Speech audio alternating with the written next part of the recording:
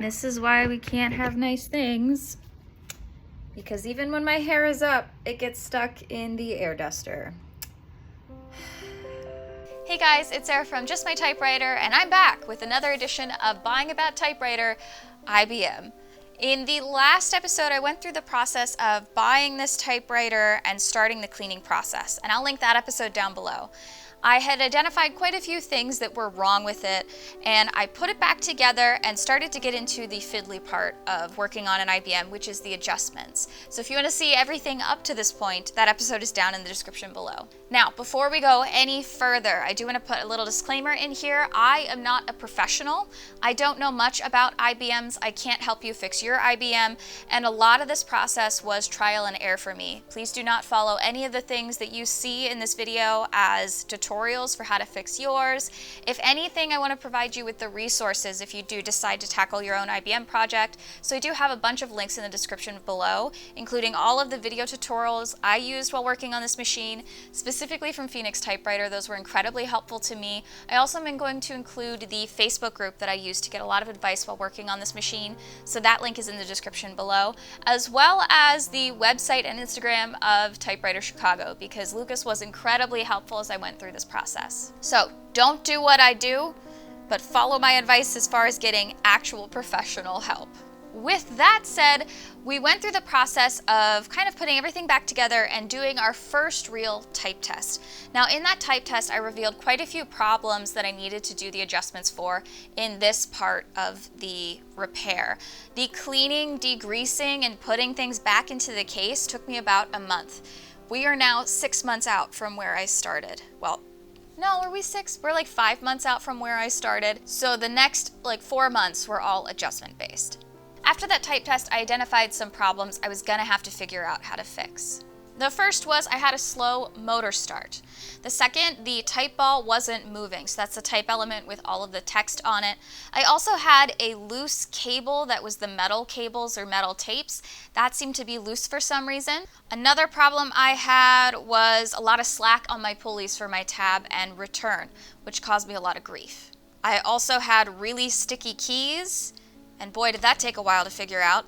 And finally, I needed a new ribbon. I decided to start with the easier stuff first. Now, unlike a lot of the later IBMs, this one's from the 60s, this has a fabric cartridge in it. So it's a little bit easier to actually work with and replace than some of those other ones. If you get into later model IBMs, they will have a carbon cartridge in them. So you kind of have to buy the full pack and replace it into your machine. Because this is a fabric ribbon machine, I can go in and actually crack open the casing and put in a fabric ribbon into that casing. So I did do that first. Having a working ribbon can help eliminate a lot of the issues you might think you have because it allows you to do a fair test. Using the original ribbon in this would have shown me all kind of inconsistencies in my lettering, but that's because the ribbon was dry, not because the machine was actually doing those things. And it had plenty of other problems before that anyways. Another problem I had to identify was the slow motor start. I would turn the machine on and it would take a bit for the motor to actually start to turn and engage. And I was lucky enough to find a tutorial to show me how to fix that. So I decided to tackle that next because I was a little afraid of the other things. Okay, so it's been weeks since my last check-in. Things are starting to operate, but now I'm getting into the nitty-gritty of adjustments and repeat spacing and repeat letters. So I had the cable slip for the third time. It gets more and more frustrating every single time. And while I had the machine apart to get those cables back attached for the return and for the tab, I started to think about anything else that I might as well work on while it's apart. And one of the things that came up was my slow motor start. So when I turn on the Selectric, it takes 10 to 15 seconds for it to engage my belt. And I did find a video tutorial from Phoenix Typewriter on how to clean the motor so that it will engage immediately. And I'm gonna now tackle that because I might as well since it's already apart. Now he has a couple videos, one where he takes one fully apart and one where he does kind of a general clean without taking it out of its casing. So we're gonna attempt that again in the bathtub with a window open so it's ventilated. So that's tonight's mission while I wait to decide what I'm gonna do with the other problems on the machine. So here are the pieces. Here's the main motor with the cable attached. And then here are some washers and very loud car. Is it called a bushing? It's something, but this looks kind of gunky, so I can clean these things and do my best to clean it. There is a set screw on this guy here, but I was not able to get it loose to get this off. So I'm gonna try to clean around it and hope for the best. This little guy is really jammed in there. I tried loosening it. I tried putting some lubrication on it to kind of eat away it being stuck. I think I must have the wrong size Allen wrenches. So we're gonna try to clean and then oil the parts of the machine that need oiled in the motor and hope that that helps. One thing I mentioned in my previous video was that I had these cables attached to my carriage element, and one of them is tab, so it pulls it in one direction, and the other is return, so it pulls it back the other way.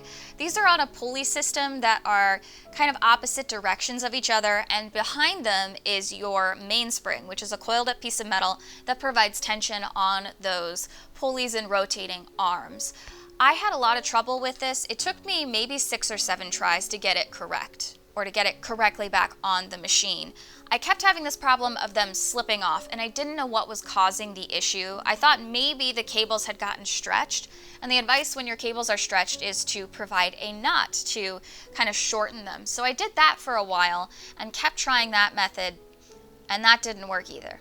Eventually, I figured it out. The cables didn't need that knot in them. I was trying to attach them with the wrong length of string. So I removed that knot, put them back on, and you really want them to be tight.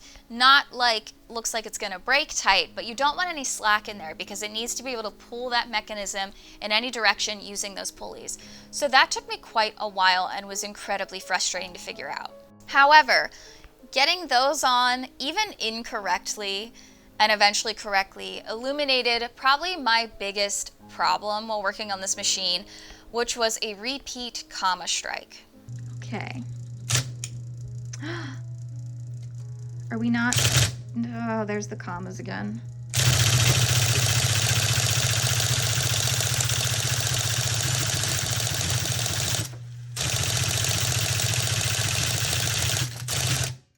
Now, when you're typing on a machine, typically when you press a letter, you just want that letter to press into the page. But the problem I was having was I'd hit any letter on the keyboard and I would get 16 commas in a row after it. And I didn't know what was causing this problem, and neither did a lot of the resources that I had gone to get help.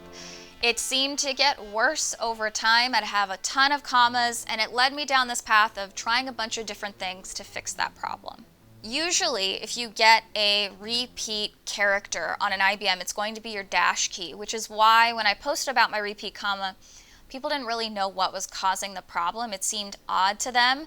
They thought maybe the lever underneath the blue leaf spring just wasn't latching correctly. Now, your IBM key setup is different than a typical manual typewriter.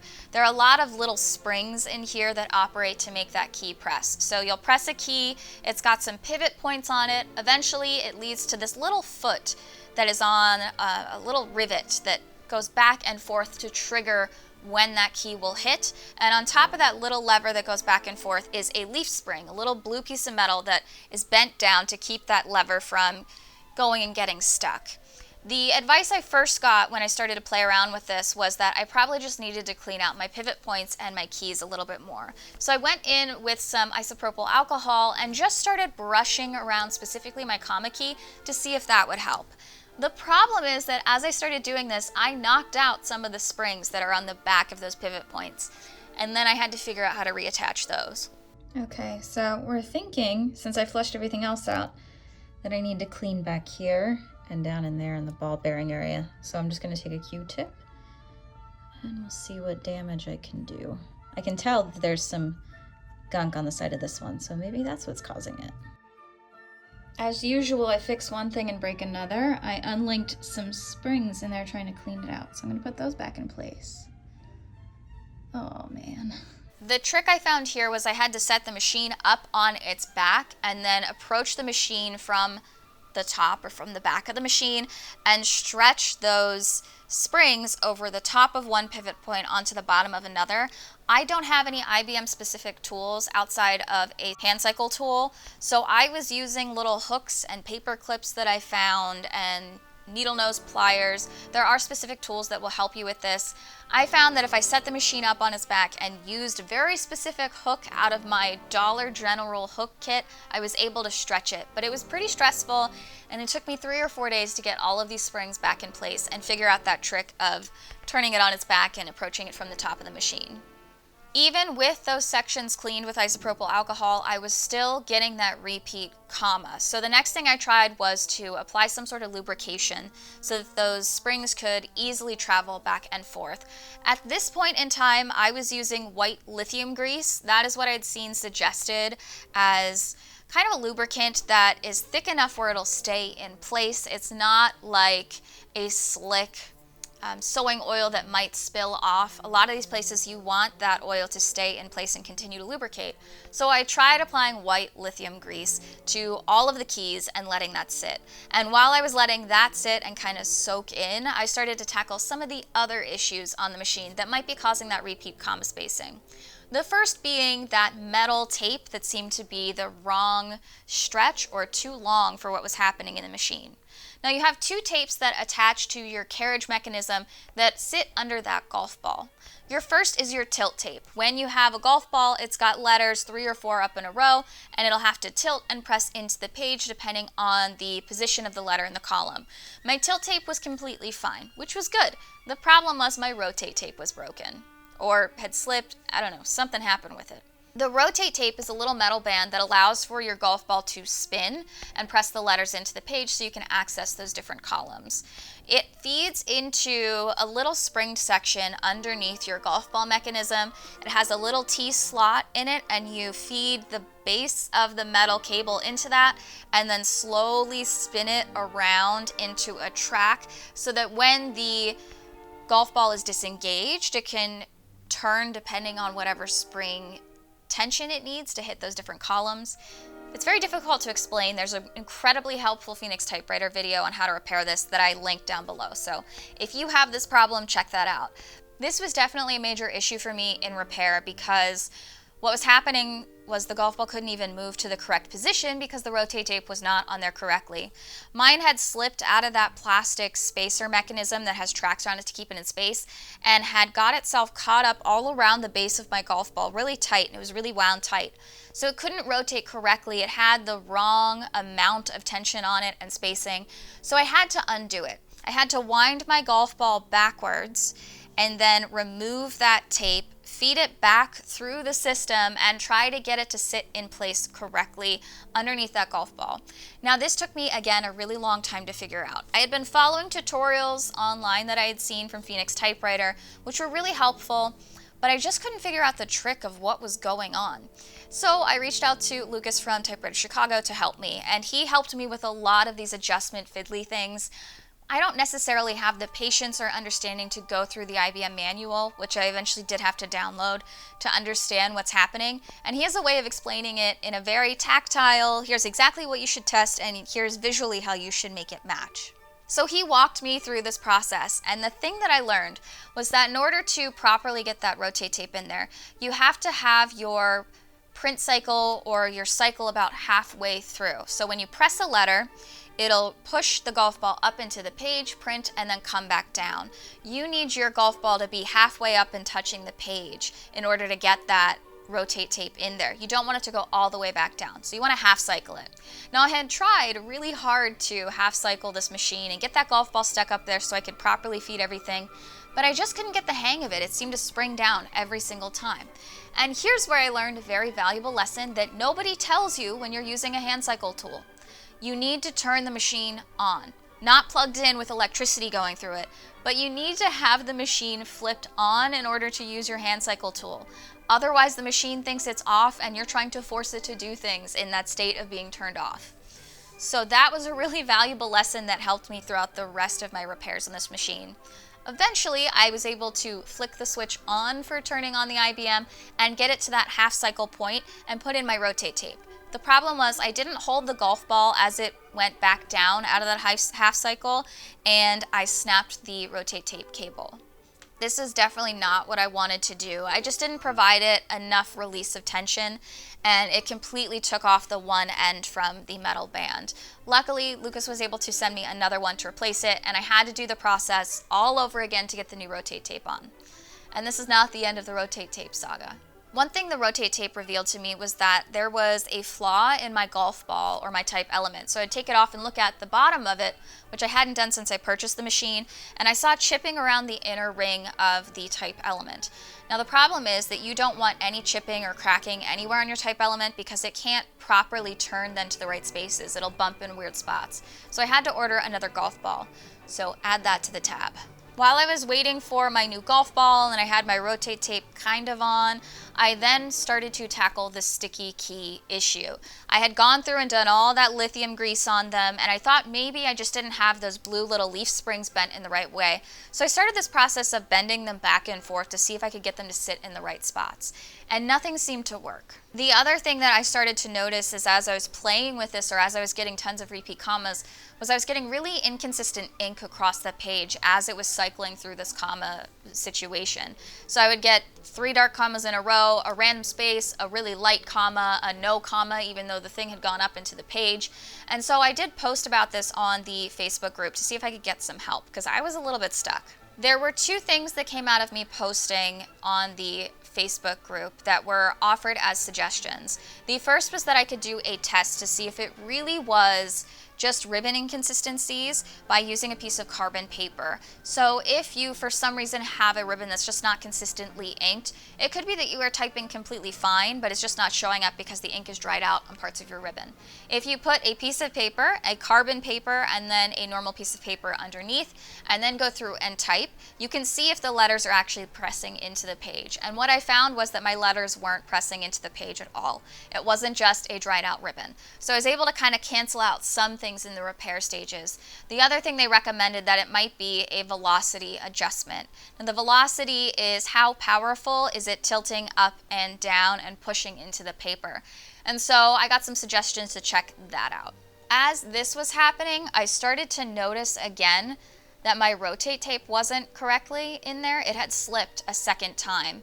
And I had also seen a clip of Phoenix Typewriter talking about how he had attached his rotate clip. I watched the video again, and I wasn't necessarily sure that I had fed it in there correctly the first time. So I had to go through and redo my rotate tape for the 3rd time. So it turns out I was putting it in the wrong space the whole time. I was trying to put it in front of the white fin. It goes behind the white fin. And once I got on the right spot, the white fin popped up and actually put it in the right spot, hopefully. I still think this looks a little twisted, but at least the tension seems right. So we'll give it a shot. Went to test it and it's working. I mean, I still have a repeating comma problem, but then I realized that this had fallen out, which is what was keeping the band in place. So I don't know if we're more screwed than we were before or not. It's not the first time I've broken something on this. But the thing I'm learning about Selectrics is that every piece is very important and only operates in one very specific way. It's not like typewriters where I can swap out certain things or bend them and form them into fit the way I need them to. So I asked an expert, we're gonna see how bad that is and if I might be really in not a great place with this. I hope I didn't ruin it. I mean, it fixed one problem, but created another, which is kind of the story when it comes to buying bad typewriters. Good news is I have it in there correctly now. Bad news is I kind of broke it. And this is where I started to get really discouraged by the Facebook group. I posted a video of the repeat comma thing happening. I mentioned I couldn't figure out the velocity thing. Could somebody help me? And I started to get comments about how the machine didn't sound right in the videos.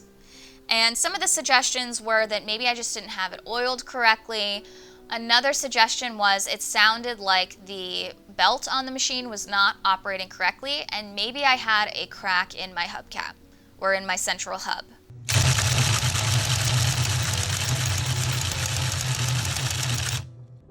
Okay, it's July 5th. I just had my Curio app video go out. And I posted on the Facebook group a couple days ago, like July 2nd, about the velocity control. I read through the manual, I didn't understand it, and I asked for help. And I included a video of my repeating comma problem. And the admin of the group mentioned that it sounded like it wasn't a comma problem, but rather a problem on the inner actual hubs. Like something was catching and not turning properly, and that could cause the symptomatic problem of the lever repeating. And so he asked for more videos, including one of the motor. He said, sounds like the belt's not latching correctly. He said the motor was fine, and it probably was something happening on the center pulley. And he said to look for cracks. I found one. And he said if there's a crack on the center pulley, you have to replace the whole thing. So I asked him if it's a done deal, gonzo, because there's a crack on my pulley.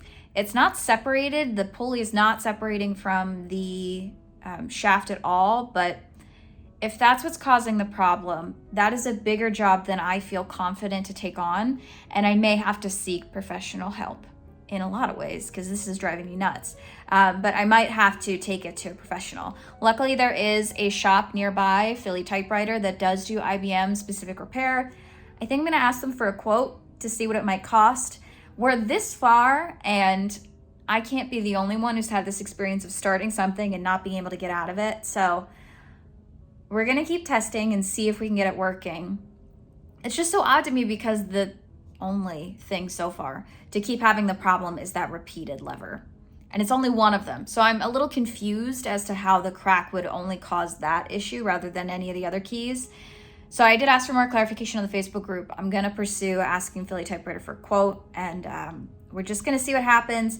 We're so far in now that I want it done. I want it fixed. I don't want it to be a boat anchor, but this is part of the process of learning typewriter repair, and this is a new field for me in IBM, and one that I hate to admit I don't think I was fully prepared for. So we're gonna keep pursuing and see what happens next. The basic diagnosis was that my machine was toast if I found a crack in my center hub, which I did find. What you don't understand is that while these 3 videos have been in order, it has been months in between the processes of doing this. Filming that thrifting video, I did that in March. We are now filming in July for the end of this series. Super frustrating process to get through, and I was really ready to be done, but I was also really mad that I would have gone through all of this effort to figure out how to do this, and I should have just never started because there was a crack in the center hub. But the other thing I saw was that my crack wasn't all the way to the edge of the pulley in there, and it also didn't look like it was splitting anywhere, so I wasn't sure if it really was that detrimental. And I sent this to Lucas, and he saved this whole project. Welcome to the floor of my laundry room. Still the same day, and boy, is it a roller coaster of a day. I was pretty sure that this thing was toast, and I messaged Philly Typewriter and got a quote for what it would be to repair it. It's not something I can afford right now, so I was like, maybe I can just give it to them for parts and they can use it. And then Lucas from Typewriter Chicago got back to me and gave me some things to try. And he said that he didn't think the crack in my center hub would be enough to cause the problems that I'm having. And he thinks more likely than not, it's a lack of the right oil. Now I've been using the 3-in-1, or not 3-in-1, Hops number 9 oil to oil everything because that's what I use on typewriters. But it turns out for IBMs, you actually need motor oil. So I bought some motor oil, and I'm gonna go through and put it through some of the pivot points on this machine and see if that soaking through overnight will help me. And we're in my laundry room because we have cats. So I have the window open, a very loud AC unit, and we're gonna go through, oil this and let it sit overnight and see if I can make some progress in getting that comma to stop repeating and fix some of the velocity issues. So here goes nothing. So the suggestions from Lucas were that he sent me some videos to try a few things, including testing if it really was a velocity issue. I was able to undo the cable of the velocity on the side, type without it, and see if the machine operated normally. It operated the exact same way whether that velocity cable was attached or not. So we were able to kind of throw that out as a possible option. If the machine had operated correctly without it attached, it would mean that my cable had severed somewhere along the line. We were able to rule that out. The next thing we looked at was the trip plate underneath the machine, and also looking for anything that would be wrong around the keys that were specifically having that repeat problem. I had about 4 keys on the keyboard that would spring up and then just never go back down. And he recommended I do some oiling, so I tried the lithium grease, I tried my Hops 9 oil, And eventually, we realized I was just using the wrong products, and he gave me an oil recommendation. I applied the oil over top of what I had already greased up because in my brain, that wasn't causing the problem. But as I went to go test the machine, I still had that repeat comma issue. And as far as I knew, that was the only problem I was having. And that's when Lucas and I had kind of a brainwave. It was the lithium grease that was causing all the problems on my repeat spacing. It just is too sticky. So I went through and re-cleaned the machine to get rid of all of my lithium grease mistakes that I had put in there in the first place, and then I re-oiled the machine. After I had re-oiled the machine and I was able to get those levers to come up and down without having any gunk along the way or gumming up along the levers, we did start to do some of the adjustments on the leaf springs. I started to bend those into the shape, and I went one by one to see if I could get it to operate correctly.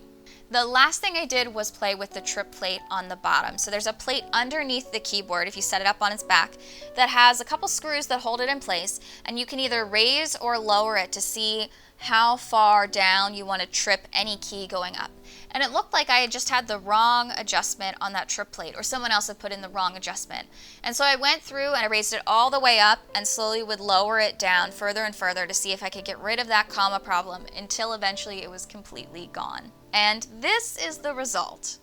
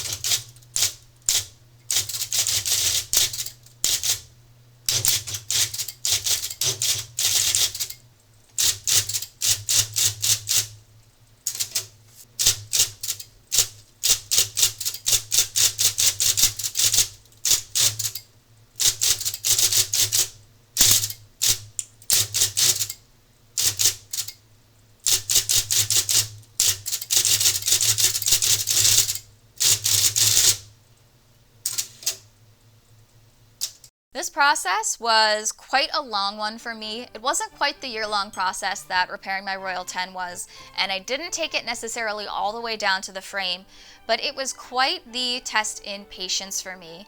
And the things that I learned throughout this process were that manual typewriter repair and IBM typewriter repair or IBM Selectric repair are very different creatures.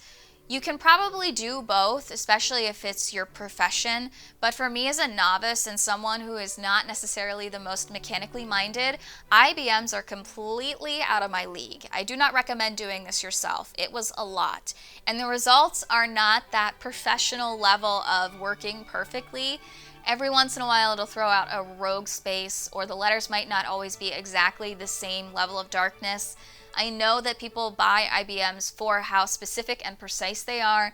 Mine is not that, but at least it's working now, and I do take that as a win. If you're working on a manual typewriter, you can get away with a lot of slop in the machine or things not being exactly perfect and still operating. I think about all the times I've had cracked cases and have put them back together with epoxy and the machine still works, or how many times I've applied hot glue to things to make them sit at the right level. You can't do that in a Selectric. You have to bend things the right way, have them at the right adjustments and tensions, even use a very specific type of oil to properly lubricate everything in the machine. And it is so by the book in order to repair one of these, which is why it's really important to have a manual throughout this whole process. I started in the middle of the book, which is why I think I made it more difficult on myself. If I had started from the beginning with a manual, I might better understand the lingo and the terminology and the tests that the Facebook group was asking me to do. And they do recommend when you enter the Facebook group to start by using a manual and ask questions later. I didn't do that, and I think it slowed me down quite a bit. The other thing that I noticed throughout this is that there are very specific tools that are branded to fix IBMs. I only had the hand cycle tool, and I had to buy it twice because it is so integral to the actual repair of this machine. You will not be able to fix your IBM without a hand cycle tool. It's just not going to happen. It is so important. But I didn't have a lot of the other tools that were recommended to use for reattaching springs or providing the right tension. I did kind of MacGyver what I had in my toolkit, but that cycle tool was something I couldn't have worked without on this machine. That being said, I did rack up quite a bit more in cost on this machine than I have a lot of my manual repairs. I spent a little over $105 in total, from buying the machine to buying the tools I needed to buying the wrong lubrication, then the right lubrication, buying a new type ball element. So it's a lot less than it would have been professionally serviced, but it still was a lot more costly to me than a normal manual repair. So I'm sunk into this quite a bit more, and it's still not perfect or at a place where I would comfortably sell it. And I think I learned a lot throughout this process about patience, as I do every time I tackle one of these larger buying a bad typewriter repairs. This one didn't take me a year, but it sure did take me a long time. And going through every single step of this taught me about how these machines operate. And I did learn some things that I might be able to transfer to some of the work I do on manual typewriters, specifically about how important testing is throughout this whole process. I recently was working on a Remington 1040, and I, thought it was in perfect condition, put it all back together, had trouble with the case, had to epoxy the case back together. And I put it back together and the bell didn't ring because I didn't test the machine before attaching the case to make sure that the bell lever was in the right place, and it wasn't. So I had to take it apart again, broke the case more, and then had to re-epoxy everything back together. If I had followed this more systematic approach of approaching repair, specifically from IBM, I might have saved myself a lot of grief on that 1040. So this is something hopefully I can kind of transfer into future repairs. Again, I am not a professional. I'm barely even a hack. So if you were looking into tackling your own repairs, specifically on IBMs, there are lots of really helpful resources, and I've linked everything I use down below in the description. But please don't ask me to give you a diagnosis or repair advice on your machine. Please go to the professionals. I cannot help you, but they can. And I also don't recommend buying a broken IBM as your first project. A lot of times when I get advice or give advice on buying your first typewriter and you're really interested in repair, I tell you to get a cheap typewriter and learn how to fix it yourself, because there's no replacement for experience. I do not feel that way about IBM repair.